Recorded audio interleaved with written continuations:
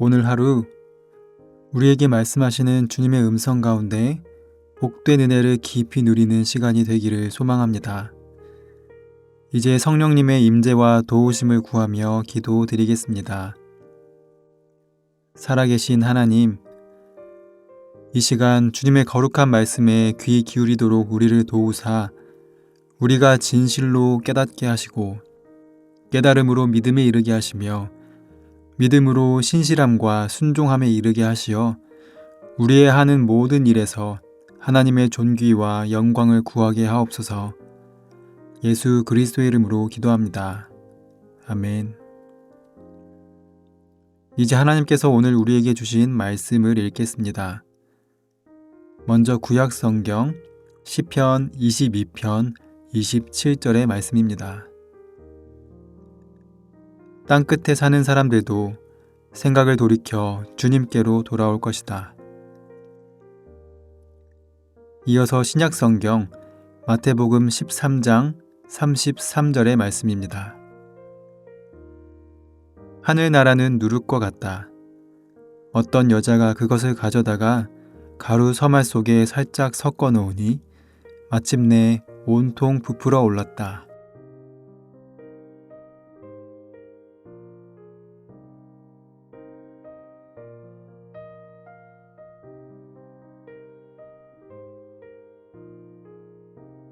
이번에는 순서를 바꾸어서 다시 한번 읽겠습니다. 하늘나라는 누룩과 같다. 어떤 여자가 그것을 가져다가 가루 서말 속에 살짝 섞어 놓으니 마침내 온통 부풀어 올랐다.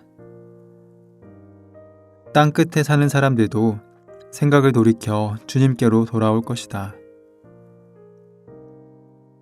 이제 말씀을 읽고 마음에 와서 부딪히는 단어나 구절, 이미지를 묵상하며 말씀 앞으로 나아가겠습니다.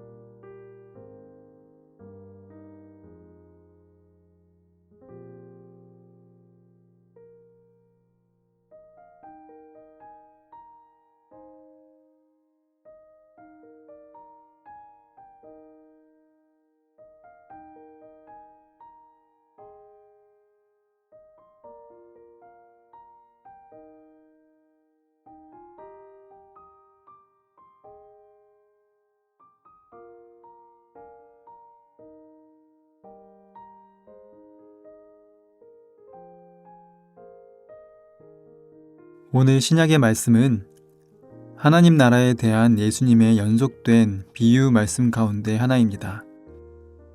예수님께서 제자들을 향해 여러 비유를 말씀하셨습니다. 하늘나라는 마치 밭에 씨를 뿌리는 사람과 같다.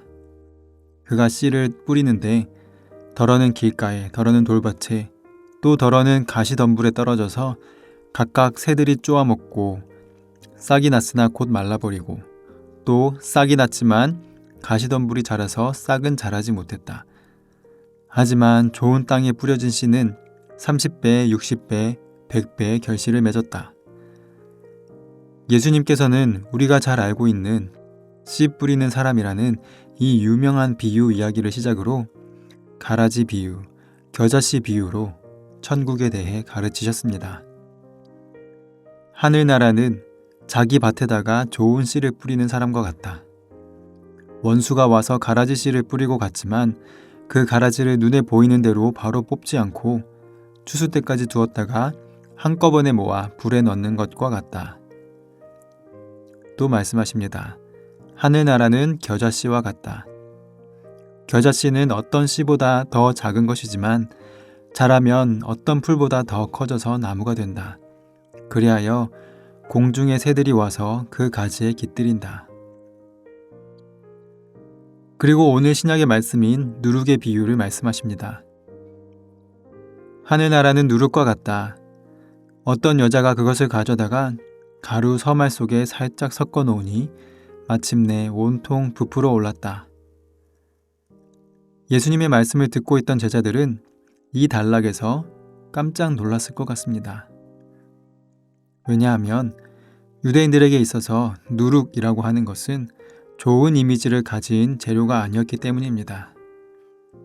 누룩은 반죽을 발효시켜서 빵으로 굽기 좋게 만드는 용도로 사용되지만 고대 세계에서 누룩의 이 발효 과정은 도덕적 타락의 은유로 사용될 때가 많기 때문입니다.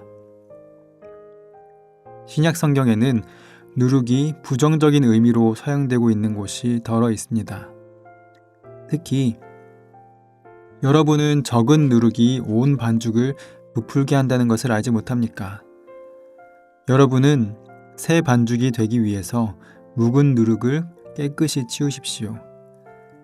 사실 여러분은 누룩이 들지 않은 사람들입니다.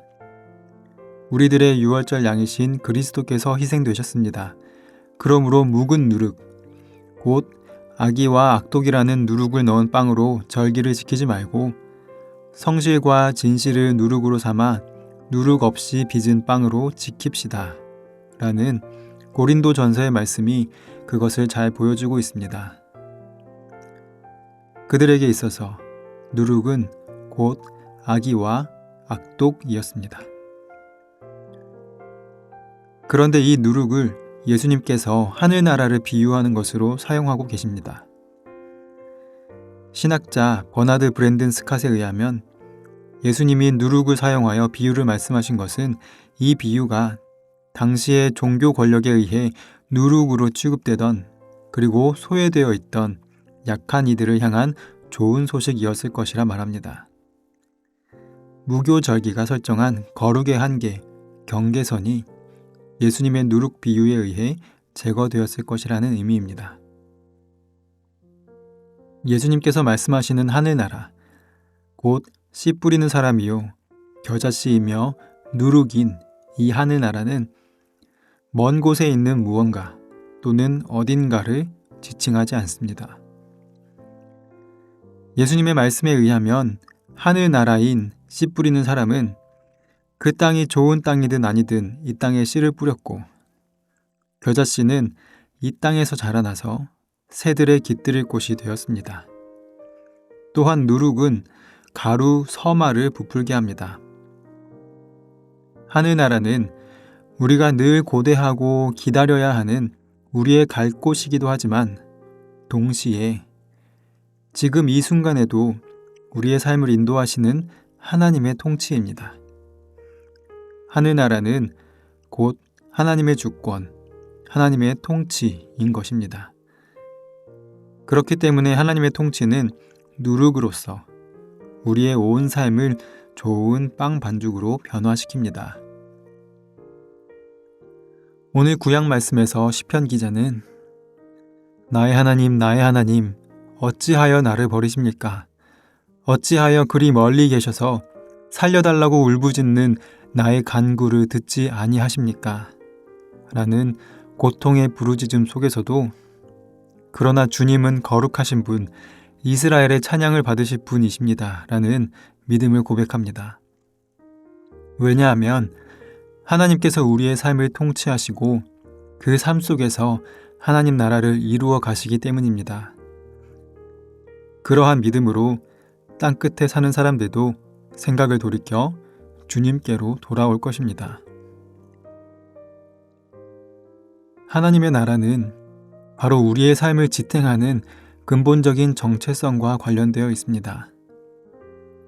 다분히 죽은 다음에 가는 곳, 또는 최후의 날에 이루어지는 왕국일 뿐 아니라 지금 이 자리에서 나의 삶에서 주님께서 이루어 가시는 하나님의 뜻, 하나님의 통치, 그것이 바로 하나님의 나라입니다. 이러한 하나님의 뜻, 높은 뜻을 통해 우리의 삶을 향한 주님의 음성을 듣고 그 음성에 귀 기울여 주님의 뜻을 이루어가는 우리 모든 씨앗의 성도님들이 되시기를 소망합니다. 함께 기도하겠습니다. 거룩하신 하나님 아버지, 저희에게 말씀하시는 주님의 뜻, 주님의 통치를 발견하는 은혜를 더하여 주옵소서. 그리하여서 저희의 삶을 통해 주님의 통치가 이루어지며 하나님 나라가 세워져 가게 하옵소서. 저희 모두를 향한 하나님의 뜻은 각자에게 모두 다르겠지만 그 뜻이 모여 공동체로서 한 마음을 이룰 때 그 안에서 주님의 나라가 더욱 굳건히 세워져 가게 하옵소서. 예수 그리스도의 이름으로 기도합니다. 아멘. 계속해서 말씀 가운데 잠잠히 머무르며 주님의 음성에 귀 기울여 보시겠습니다.